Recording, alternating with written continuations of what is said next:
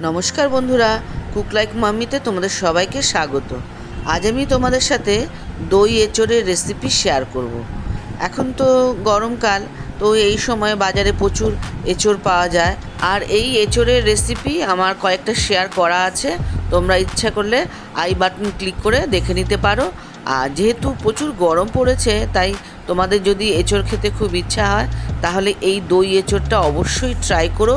আর কেমন লাগলো সেটা কিন্তু অবশ্যই আমাকে কমেন্ট করে জানাবে। ভালো লাগলে লাইক করবে, শেয়ার করবে, আর আমার চ্যানেলটা সাবস্ক্রাইব করে আমার পাশে থাকবে। তাহলে চলো আমি এটা কিভাবে বানাচ্ছি দেখে নিই।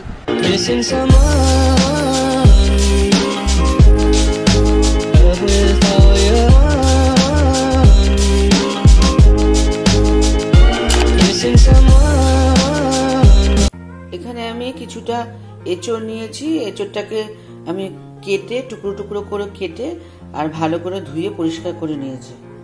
এই যে এইভাবে কেটেছি।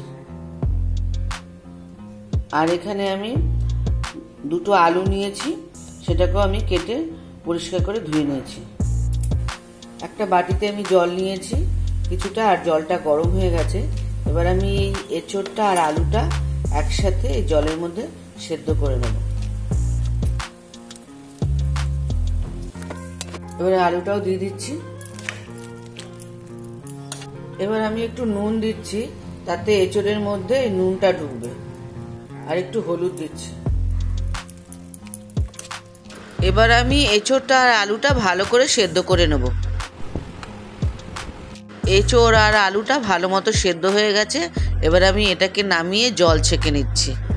আমি একটা কড়াইতে বেশ খানিকটা সরষের তেল নিয়েছি, আর এই তেলের মধ্যে আমি এবার একটা শুকনো লঙ্কা, একটা তেজপাতা আর জিরে ফোড়ন দিচ্ছি।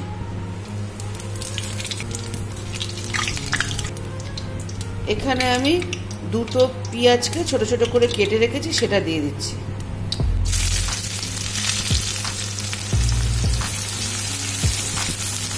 এবার পেঁয়াজটাকে আমি ভালো করে ফ্রাই করে নেব। পেঁয়াজটা ফ্রাই হয়ে গেছে। এবার এখানে আমি একটা বড় সাইজের টমেটোকে ছোট ছোট করে কেটে রেখেছি, সেটা দিয়ে দিচ্ছি। এখানে 1 চামচ আদা আর 1 চামচ রসুন বাটা আছে, এটা দিয়ে দিচ্ছি।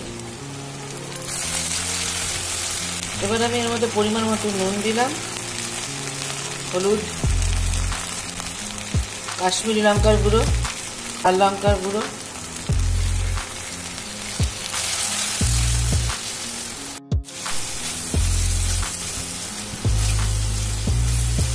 মশলাটা ভালো করে কষানো হয়ে গেছে। এবার আমি এখানে কিছুটা টক দই রেখেছিলাম, সেটা দিয়ে দিচ্ছি। যেহেতু এটা দই এঁচোড়, তাই একটু দইটা বেশি লাগবে।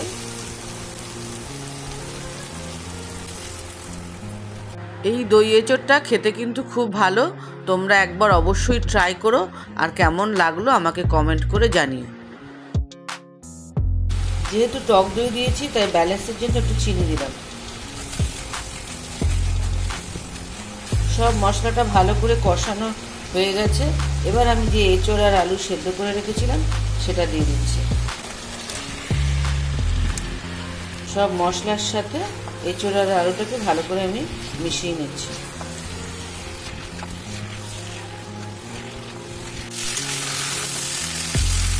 এঁচোড় আর আলুটা ভালো করে কষানো হয়ে গেছে। এবার আমি জল দেব। গ্রেভির জন্য আমি আরও কিছুটা জল দিলাম। তোমরা যেরকম রাখতে চাও গ্রেভিটা, সেই হিসাবে জলটা দেবে।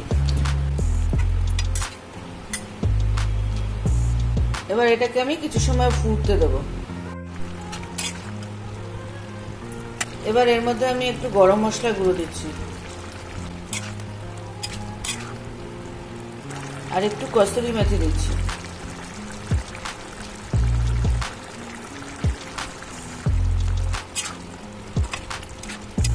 দই এঁচোড় রেডি হয়ে গেছে। এবার আমি নামিয়ে ফেলছি। দই এঁচোড় রেডি হয়ে গেছে। এটা তোমরা গরম গরম ভাত দিয়েও খেতে পারো, আবার রুটি পরোটা দিয়েও খেতে পারো। আমার এই রেসিপিটা তোমাদের কেমন লাগলো সেটা কিন্তু অবশ্যই কমেন্ট করে জানাবে। আর যদি ভালো লাগে তবে লাইক করো, শেয়ার করো, আর আমার চ্যানেলটা সাবস্ক্রাইব করে সবসময় আমার পাশে থেকো। আর বেল আইকনটা কিন্তু অবশ্যই প্রেস করবে, তাহলে আমার নিত্য নতুন ভিডিও নোটিফিকেশান চটজলদি সবার আগে তোমাদের কাছে পৌঁছে যাবে। ভালো থাকবে, সুস্থ থাকবে।